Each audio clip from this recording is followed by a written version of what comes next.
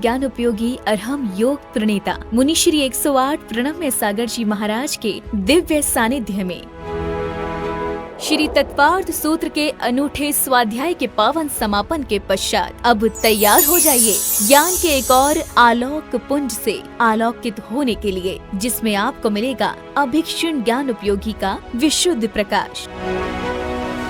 जी हाँ, हम बात कर रहे हैं मुनि श्री 108 प्रणम्य सागर जी महाराज द्वारा रचित एक नवीन आध्यात्मिक रचना नई छेढ़ाला की, जिसे स्वयं वे अपनी सरल, सरस और अत्यंत गूढ़ वाणी में आपको स्वाध्याय कराएंगे, समझाएंगे और आत्मा से जोड़ेंगे। कमिंग सून, ज्ञान का नया सूर्योदय नई छेढ़ाला के साथ, सिर्फ जिनवाड़ी चैनल पर।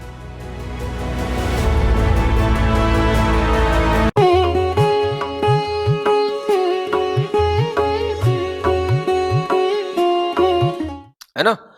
तो दो जब उपवास लगातार होते हैं तो उसमें 6 आहारों का त्याग हो जाता है, इसलिए इसे षष्ठ भुक्ति त्याग कहा जाता है। क्या समझ आया? एक उपवास में कितने 4 बेलाओं का या 4 भुक्ति का त्याग होता है। कैसे? जैसे मान लो कल चतुर्दशी है ना, आपको कल का उपवास करना है, समझ आ रहा है? तो ऐसा नहीं कि शाम तक खाते रहो। क्या समझ आया?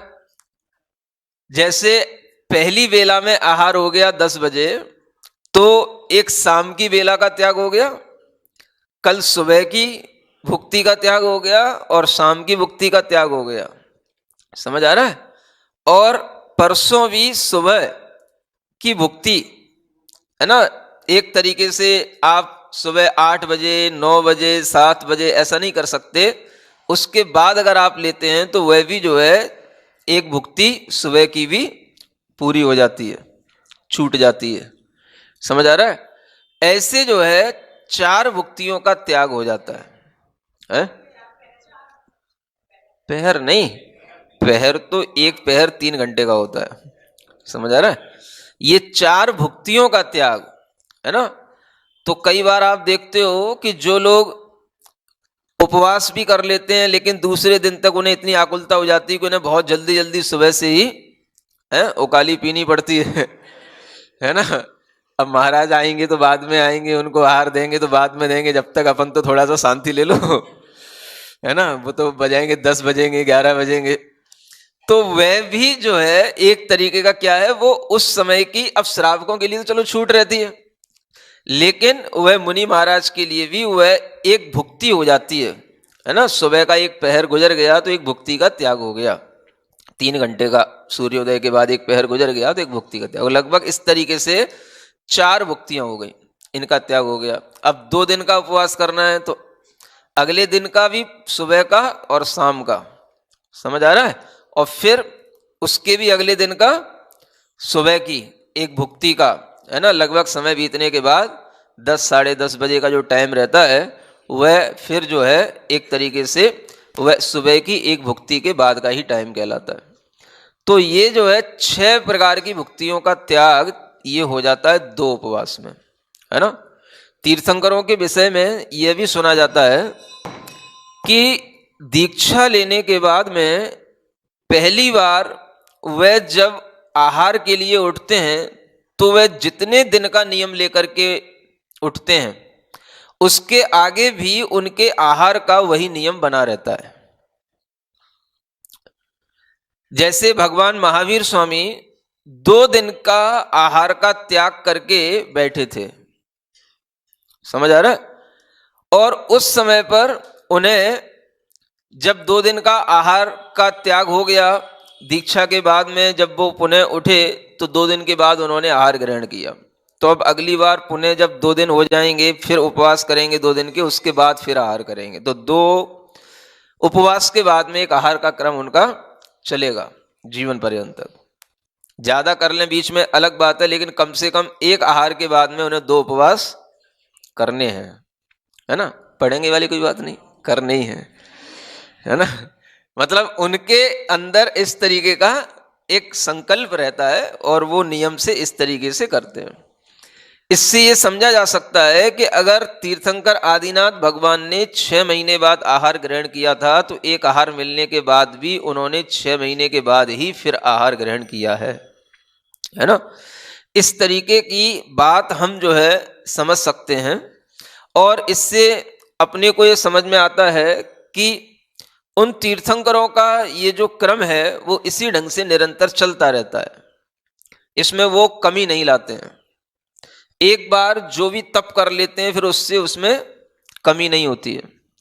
तो ऐसे ही तीर्थंकर भगवान महावीर स्वामी का बेला के साथ में ये पहला उनकी पारणा हुई थी। उसके बाद में वो कितनी बार पारणा हुई, कहाँ कहाँ गए, इसका कोई लेखा जोखा ज़्यादा है ना अपने दिगंबर साहित्य में नहीं मिलता, लेकिन एक चंदना आदि की घटना मिलती है। पहला राजा के यहाँ जहाँ पारणा हुई उसकी भी घटना उपलब्ध होती है। तो इससे समझ में आता है कि प्रभु को आहार तो करना ही होता है और आहार करते हुए भी उन्होंने जब पहला आहार किया था, पहली जो पारणा हुई थी, तो वह पारणा किससे की थी? इच्छु रस से तो आदिनाथ भगवान ने की थी। एक ही चीज याद कर लेते हो वही जिंदगी भर बोलते रहते हो। भगवान महावीर स्वामी की बात कर रहा हूं कि उन्होंने पारणा किससे की थी। कोई ये नियम थोड़ी नहीं कि आदिनाथ भगवान ने इच्छु रस पिया था तो वो भी इच्छु रस ही पिए, ऐसा थोड़ी ना। हाँ, सब श्रावकों की अलग अलग भावना है। तो आचार्यों ने लिखा है कि उन्होंने जिनके यहाँ पर ये पहली पारणा की थी उस समय पर उन्होंने परम अन्न को ग्रहण किया। क्या लिखा उन्होंने? परम अन्न। परम अन्न माने उत्कृष्ट अन्न कहलाता है। जो उस परम अन्नम परमान्नम उसको परमामृत भी कहते हैं और वो खीर कहलाती है। क्या बोलते हैं उसको? खीर की पारणा की थी उन्होंने। समझ आ रहा है?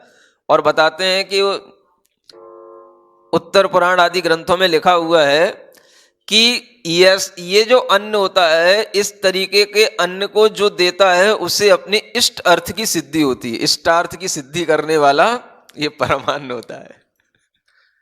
समझ आ रहा है? तो कुछ ना कुछ तो प्रभाव रहता होगा। आप जिस तरीके के भोजन का दान करेंगे उस भोजन से भी प्रभाव पड़ता है कि भोजन किस तरीके का है और आपको बदले में उसके क्या मिलने वाला है। समझ आ रहा है? तो खीर का उन्होंने पहली बार जब आहार किया तो आचार्य लिखते हैं कि वह क्या है? परम अन्न है, इष्ट अर्थ की सिद्धि करने वाला है। इस तरह की भी एक मतलब धारणाएं हैं जिसके माध्यम से आप भी अपने इष्ट अर्थ की सिद्धि के कार्य कर सकते हो। समझ आ रहा है? बात जबरदस्ती नहीं करना। ये तो जो पुराण में लिखा है वो बताया जा रहा है। तो भगवान ने आहार किया, खीर का आहार किया। समझ आ रहा है? और उसके बाद में फिर उन्होंने तपस्या की। ऐसा करते करते उनके 12 वर्ष व्यतीत हुए, है ना। सोचने की बात यह है कि जो तीर्थंकर इस तरह से प्रवृत्ति करते हैं उनके अंदर कितना मन में एक निर्मलता का भाव रहता है कि वह कभी भी अपने मन में कोई भी तरीके का अहम भाव, किसी भी तरीके का, है ना, मायाचार का भाव, ऐसा कोई भाव नहीं रखते। उन्हें जो करना है वो करना ही है और वो सबके सामने स्पष्ट होकर के करना पड़ता है। ऐसा नहीं है कि हम अपने घर पर कुछ ले आए, समझ आ रहा है, और फिर चुपके से जितना है उतना ले लें, किसी दूसरे को दे दें या कुछ और कर लें, या कोई दूसरा लाया है तो उसका भी लेकर के खा लें। समझ आ रहा है? जो कुछ भी है आपको सबके सामने खड़े होकर के श्रावक के द्वारा दिए जाने पर आपको उसी समय पर लेना है, स्पष्ट रूप से। समझ आ रहा है? यह अपने आप में जो प्रक्रिया है ये तीर्थंकरों ने प्रारंभ की।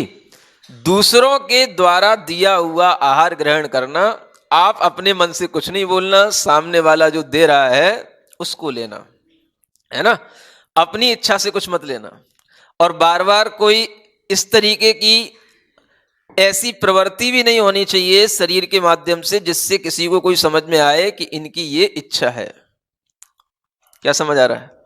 ऐसे भी श्रावक होते हैं जो आपकी इच्छा को देखते हैं, समझ आ रहा है, आपकी इच्छा को एक बार पकड़ने की कोशिश करते हैं कि एक बार देखें तो कि क्या अच्छा लगता है महाराज को। समझ आ रहा है? तो एक दिन महाराज ने कोई चीज ले ली तो भाई हाँ महाराज ने आज तो बहुत अच्छे ढंग से हाँ, ये वाली चीज खाई थी, तो दूसरे दिन वही तैयार फिर मिलेगी। समझ आ रहा है? तो जब महाराज भी ये समझ लेते हैं कि श्रावक अपनी इच्छा को पकड़ रहा है तो फिर क्या करना पड़ता है? फिर उन्हें भी जो है डाइवर्सन लेना पड़ता है। तो इस तरीके से कि वह दूसरे के द्वारा आहार जो दिया जाए, समझ आ रहा है, वो अपने आप में कठिन प्रक्रिया होती है। भले ही श्रावक कितना ही सोचे कि महाराज को कुछ भी प्रतिकूलता न हो, उनके लिए बहुत अच्छा हो, लेकिन फिर भी सब कुछ होते हुए भी वो अपने आप में एक बहुत बड़ी कठिन प्रक्रिया है। समझ आ रहा है?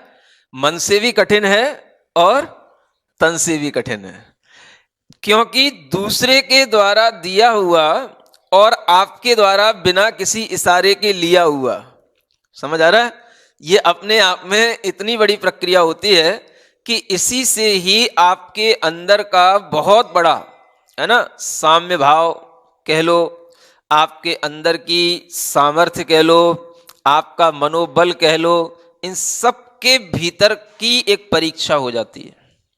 समझ आ रहा है? कई बार अगर कोई चीज की आपको आदत पड़ गई और कोई चीज किसी दिन नहीं है, समझ आ रहा है, तो वो भी आपके लिए किसी भी तरीके का विकल्प का कारण ना हो, इसलिए बदल बदल करके हर तरीके के माध्यम से, समझ आ रहा है, अपने आप के मन को इतना परिपक्व कर लेना होता है कि जो है सो है नहीं, ठीक है। जो है सो, समझ आ रहा है, और जो नहीं है सो ठीक है। तब जाकर के वो चीज जो है, एक चर्या जो है, वो आनंद का कारण बनती है। समझ आ रहा है?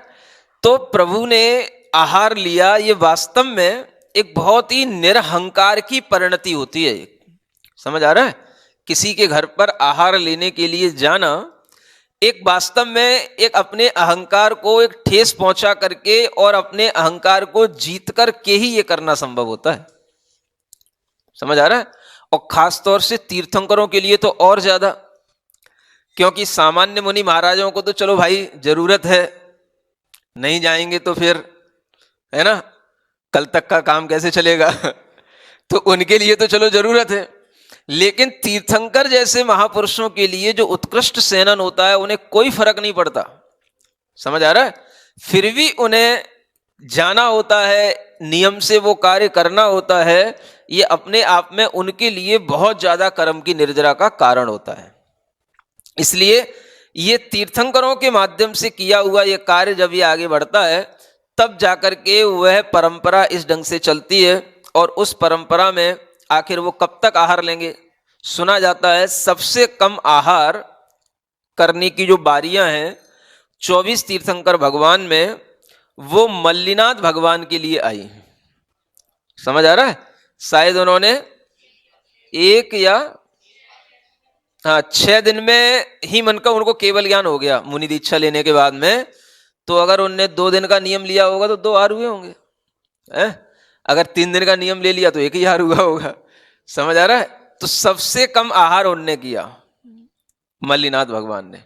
बाकी के सब तीर्थंकरों की लंबी लंबी आयु रही और उन्होंने अपने कई बार आहार किए, कई बार पारणाएं की और उपवास किए। तो इस तरह से करते करते धर्म ध्यान चलता रहता है। ये सब क्या चल रहा है, मैं आपको ये बताना चाह रहा था कि इतने लंबे समय तक भगवान क्या करते रहे? धर्म ध्यान करते रहे। समझ आ रहा है? जो धर्म ध्यान होता है वह धर्म ध्यान आज्ञा विचय, समय विचय, अपाय विचय, विपाक विचय और संस्थान विचय, आखिर धर्म ध्यान ही कर रहे भगवान। मतलब इतना समर्थ होने के बावजूद भी भगवान को 12 वर्ष तक धर्म ध्यान करना होता है। समझ आ रहा है?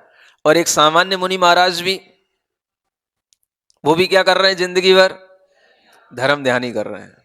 समझ आ रहा है? शुक्ल ध्यान बहुत कम समय के लिए होता है और उस शुक्ल ध्यान की तैयारी धर्म ध्यान से ही होती है।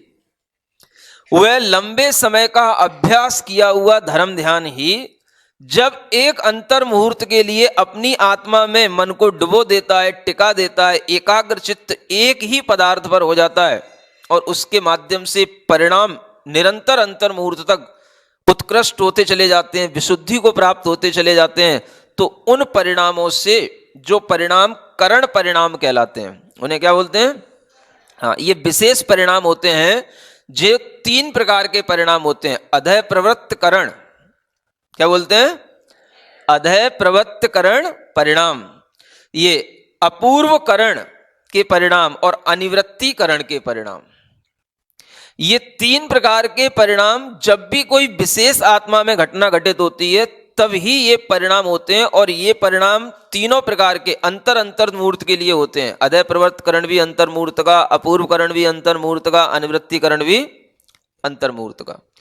और ये परिणाम बड़े दुर्लभ होते हैं, अत्यधिक विशुद्धि को लिए हुए होते हैं, और ये परिणाम जब भी कोई विशेष कार्य आत्मा में घटित होता है तब होते हैं।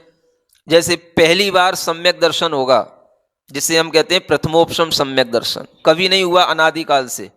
जिस जीव को पहली बार सम्यक दर्शन होगा उससे इस प्रकार के 3 परिणाम उसके अंदर उत्पन्न होंगे, उससे ही उसके भीतर के मिथ्यात्व और अनंतानुबंधी कसाएं दबेंगी। मतलब ये परिणाम इतने उत्कृष्ट होते हैं कि इनके माध्यम से अपनी अंदर की मिथ्यात्व और कसायों को एक अंतर मुहूर्त के लिए दबाया जाता है, तो वह अंतर मुहूर्त के लिए उपशम सम्यक दर्शन उसे मिलता है। समझ आ रहा है? फिर कभी वह जीव छायक सम्यक दर्शन करेगा तब भी उसको ये 3 परिणाम करने होते हैं। कौन से? सुन लो, कभी कभी कुछ चीजें याद कर लिया करो।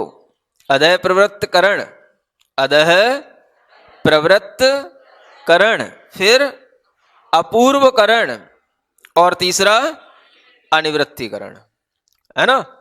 अधय प्रवृत्त करण का मतलब होता है वह परिणाम पहले धर्म ध्यान की अपेक्षा या पहले की अपेक्षा से उत्कृष्ट तो हैं, लेकिन अभी भी उन परिणामों की क्वालिटी इतनी अच्छी नहीं है कि अगर कोई थोड़ी देर बाद कोई दूसरा जीव आकर के उसी प्रकार के परिणामों को प्राप्त करना चाहे तो वह परिणाम प्राप्त कर सकता है। जो परिणाम आपने 2 सेकंड या 10 सेकंड पहले किए थे, वह 10 सेकंड बाद में भी कोई परिणाम डायरेक्ट भी आकर के प्राप्त कर सकता है।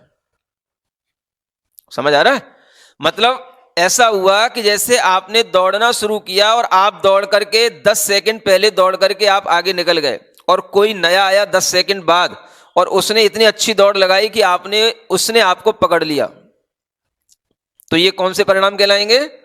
अधय प्रवृत्त। मतलब क्वालिटी उनकी इस टाइप की होती है, लेकिन फिर भी उत्कृष्ट होती है। अपूर्व करण ऐसे होते हैं जो अपूर्व, ऐसे परिणाम जो पहले कभी नहीं हुए, अपूर्व परिणाम उनको कहलाते हैं, जो दूसरों के लिए फिर बराबरी के रूप में प्राप्त नहीं की जा सकते। पिछले वाला उनकी बराबरी नहीं कर सकता है।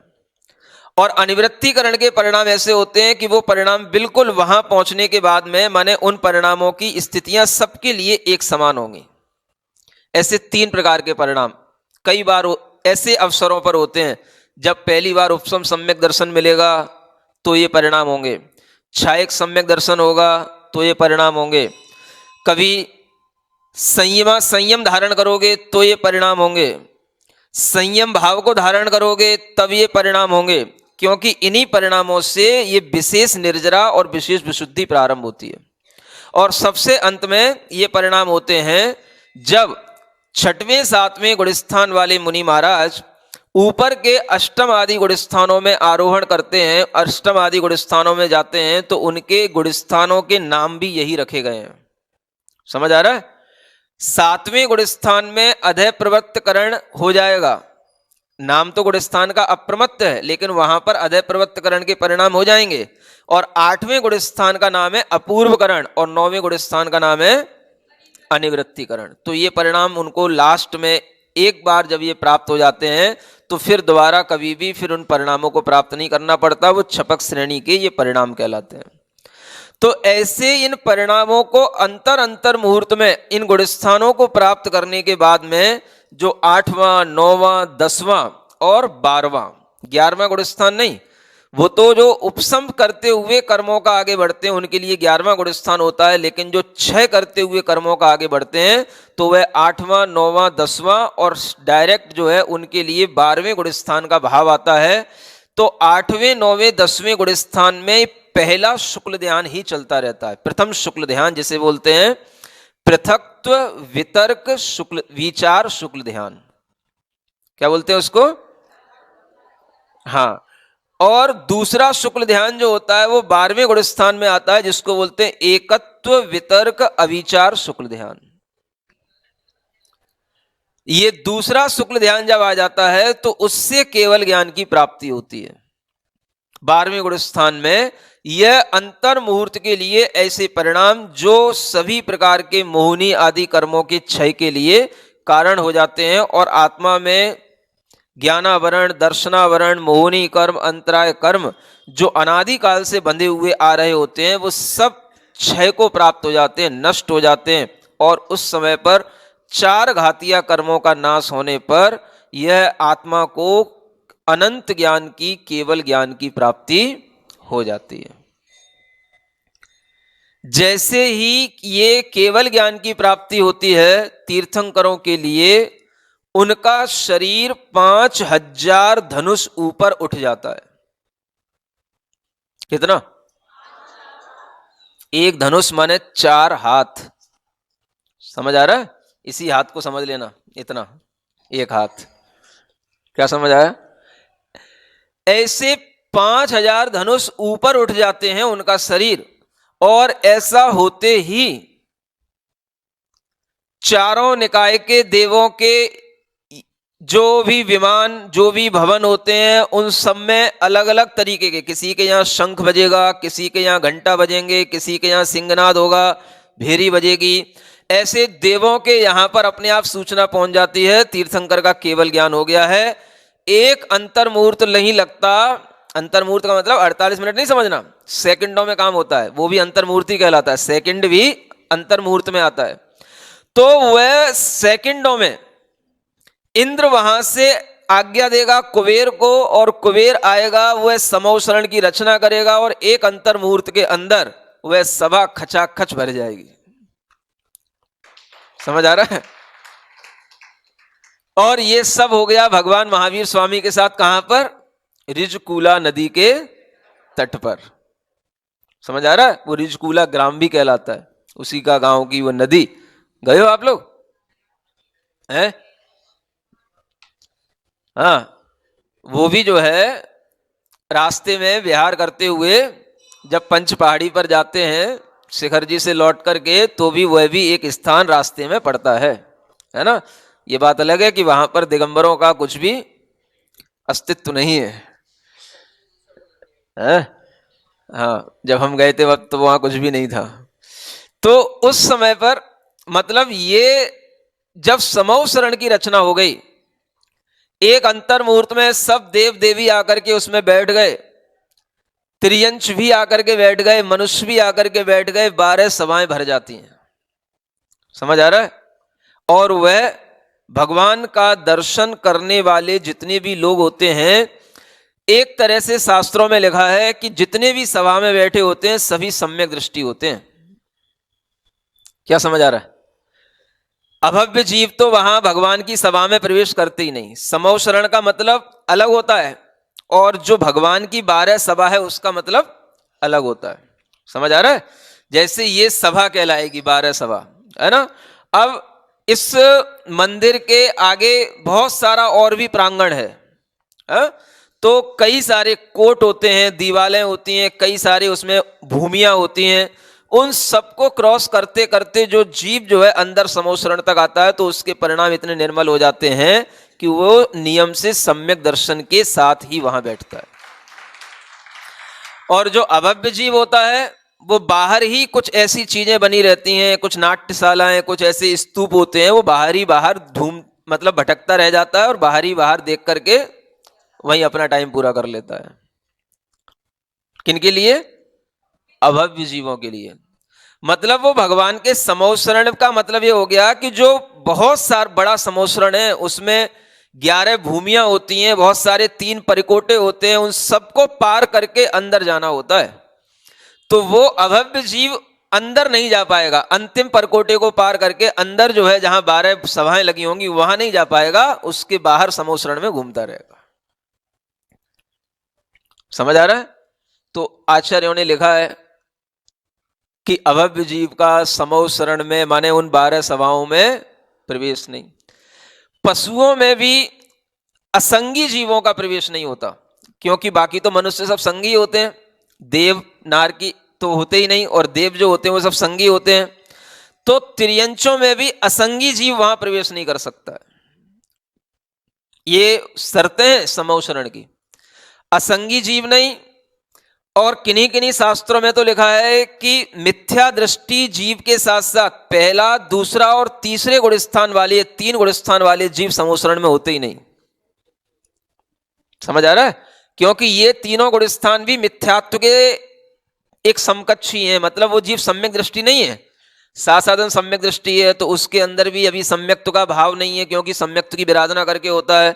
सम्यक मिथ्या दृष्टि है तो वो भी मिश्र परिणाम वाला है, सम्यक दृष्टि नहीं है, प्योर सम्यक दृष्टि चौथे गुणस्थान से होता है। तो इसलिए 3 गुणस्थान वाले जीवों का वहां समोसरण में सद्भाव नहीं होता है। समझ आ गया? असंगी जीव नहीं होते, मिथ्या दृष्टि नहीं होते, साधन सम्यक दृष्टि नहीं होते, सम्यक मिथ्या दृष्टि नहीं होते, अभव्य जीव नहीं होते है? तो वहां पर बैठे हुए जीव जो हैं वो नियम से उस समय पर सम्यक्त्व के साथ ही भगवान के सामने बैठे होते हैं, और उनके अंदर वह सम्यक दर्शन का भाव भगवान के दर्शन से आ ही चुका होता है। मनुष्य भी होते हैं तो वह भी भगवान के दर्शन करते करते आते आते उनके अंदर सम्यक दर्शन का भाव आ ही जाता है, मिथ्या दृष्टि होता है। तो सबसे पहला जो धूलिशाल नाम का कोट होता है, फिर उसके अंदर एक मानस्तंभ भूमि आती है, उसमें मानस्तंभ बने रहते हैं। समझ आ रहा है? तो उन मानस्तंभों के माध्यम से सबसे पहले उसके अंदर सम्यक्त्व की प्राप्ति हो जाती है। उसका वर्णन यहां आगे किया जा रहा है। पढ़े आगे, देखो क्या लिखा है। मानोद्धत सकल वेद पुराण विद्यो मानादिभूस्थ जिन बिंब मथेन्द्र भूते मानोगतो विलयतामवलोक्यतेस्य न्यपुरुषेषु न दृश्यते तत्। हुआ मान से उद्धत है जो सकल पुराण शास्त्र ज्ञाता, मान स्तंभ बने जिन बिंबों को लख इंद्र भूति भ्राता। मान रहित हो खड़े रहे जो भूल गए हो सब कुछ ही, छोड़े आपको अन्य पुरुष में क्या हो ये कभी। क्या कहा जा रहा है? ये वही प्रसंग है जहां हम आपको लेकर के आए हैं, है ना? जब भगवान का समोसरण लग गया और समोसरण में कोई भी भगवान का उपदेश नहीं हो रहा है, दिव्य ध्वनि नहीं खिल रही है, समझ आ रहा है, और सभाएं भरी हुई हैं और सब भगवान की ओर देख रहे हैं, लेकिन भगवान बोल नहीं रहे हैं।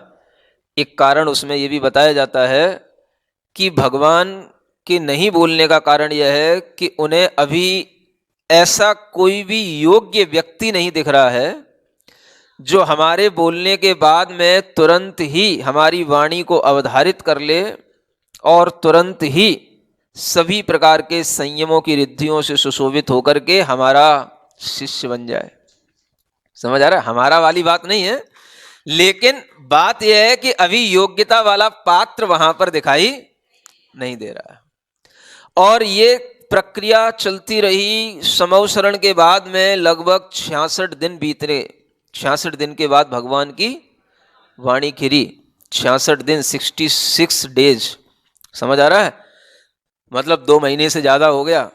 हाँ, और भगवान इसी तरीके से मौन रहे। तब जाकर के इंद्र ने अपने अवधि ज्ञान से देखा, जाना कि ये क्या कारण है। तो वह इंद्र एक व्यक्ति की खोज में निकला और उसे एक गौतम गोत्रीय, एक इंद्रभूति नाम का व्यक्ति मिला, जो जाति से ब्राह्मण था, वेद वेदांगों में पारंगत था, जिसके 500 उसके शिष्य उसके सामने बैठे हाथ जोड़ करके उससे ज्ञान लेते थे।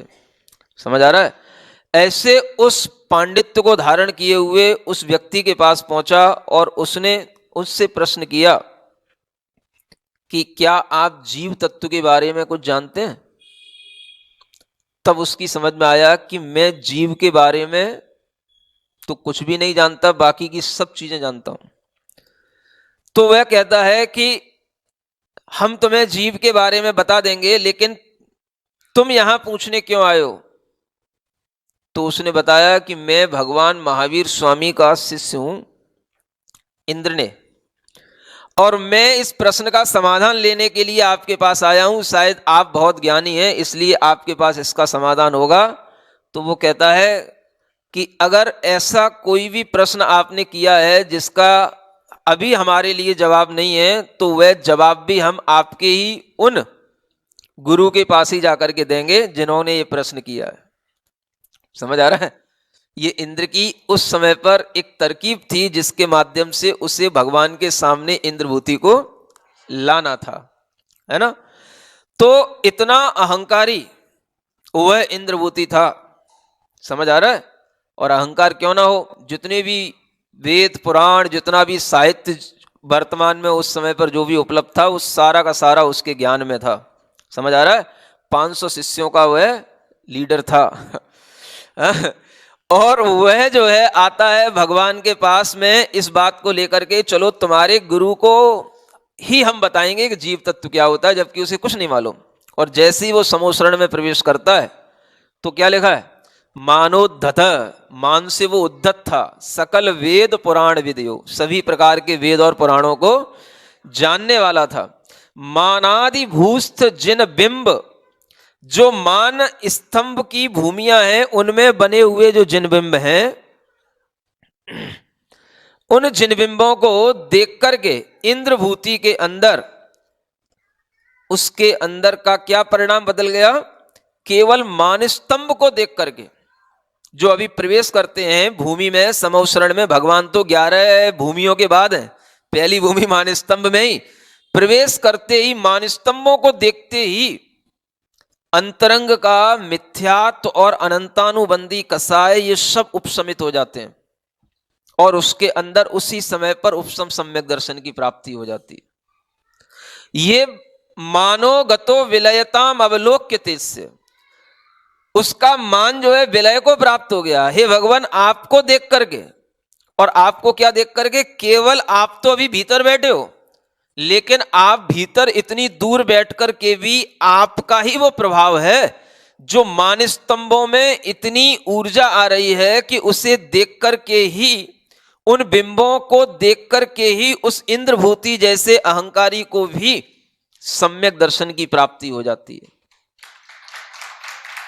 इसलिए ये लिखा है सामर्थ्य मन्य पुरुषेषु न दृश्यते तत्, मतलब ये सामर्थ्य भगवान आपकी है जो पत्थर में भी, मान स्तंभ में भी इतनी ताकत, इतनी ऊर्जा कि वो सामने वाले को सम्यक दर्शन करा दे। वो केवल भगवान की सानिध्य से ही संभव था। अन्यथा मान स्तंभ तो कई जगह बने होते हैं, बन जाएंगे, लेकिन जहां भगवान की सन्निधि नहीं है वहां पर ऐसा नियम नहीं बनेगा कि जो भी उस मान स्तंभ को देखे उसे सम्यक दर्शन हो जाए। समझ आ रहा है? तो वो भगवान का वो प्रभाव जिसके कारण से इंद्रभूति सदृश अहंकारी जीव को भी उस सम्यक दर्शन की प्राप्ति हुई और वह वहां पर देखते ही नतमस्तक हो गया। फिर धीरे धीरे जब वो समोशरण में और कई भूमियों को क्रॉस करते हुए अंदर जाकर के देखता है, तो देखता है एक बहुत बड़ी सभा के बीचों बीच में, समझ आ रहा है, गंधकुटी पर 3 कटनियों के ऊपर, गंधकुटी पर सिंहासन पर एक बहुत ही स्वर्णमयी आभा को लिए हुए एक दिव्य पुरुष विराजमान है, नासाग्र दृष्टि को किए हुए, और वह बिल्कुल दिगंबर देह को धारण किए हुए हैं। और उनको देख करके देखते ही से उनको देख करके ही वह सब अपना अहंकार जो कुछ भी लेकर के आया था वो सारा का सारा उसका विलीन हो गया और वहां पर बस वो बैठ गया, बोलती बंद हो गई उसकी। समझ आ रहा है?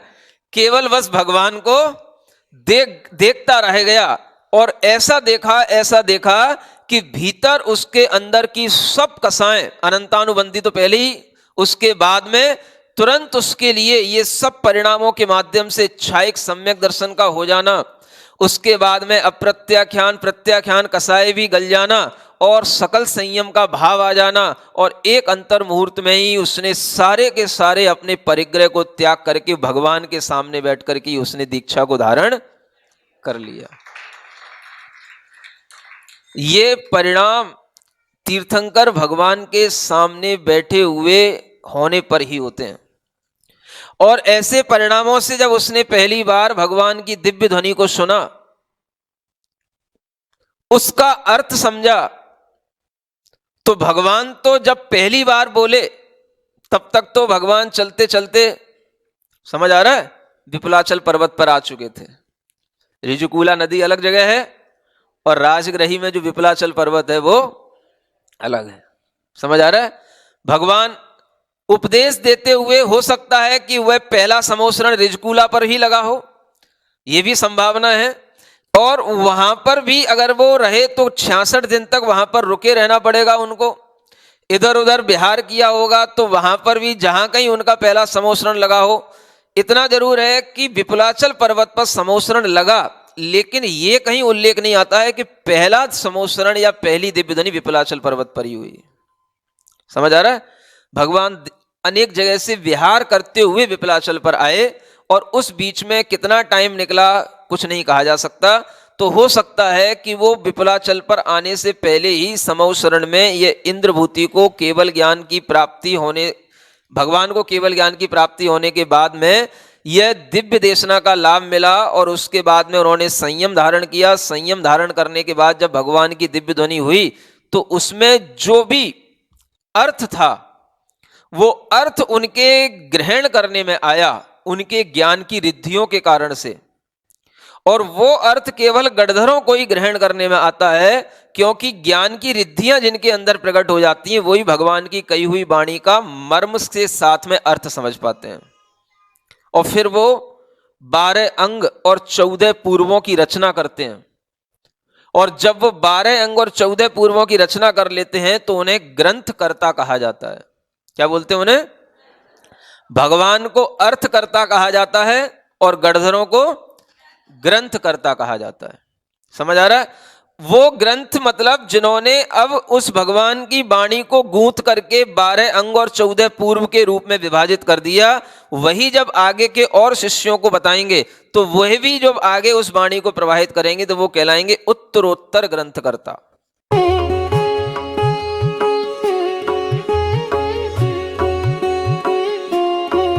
परम पूज्य अभिक्षुण ज्ञान उपयोगी अरहम योग प्रणेता मुनि श्री 108 प्रणम्य सागर जी महाराज के दिव्य सानिध्य में श्री तत्वार्थ सूत्र के अनूठे स्वाध्याय के पावन समापन के पश्चात अब तैयार हो जाइए ज्ञान के एक और आलोक पुंज से आलोकित होने के लिए, जिसमें आपको मिलेगा अभिक्षुण ज्ञान उपयोगी का विशुद्ध प्रकाश। जी हाँ, हम बात कर रहे हैं मुनि श्री 108 प्रणम्य सागर जी महाराज द्वारा रचित एक नवीन आध्यात्मिक रचना नई छेढ़ाला की, जिसे स्वयं वे अपनी सरल, सरस और अत्यंत गूढ़ वाणी में आपको स्वाध्याय कराएंगे, समझाएंगे और आत्मा से जोड़ेंगे। कमिंग सून, ज्ञान का नया सूर्योदय नई छेढ़ाला के साथ, सिर्फ जिनवाड़ी चैनल पर।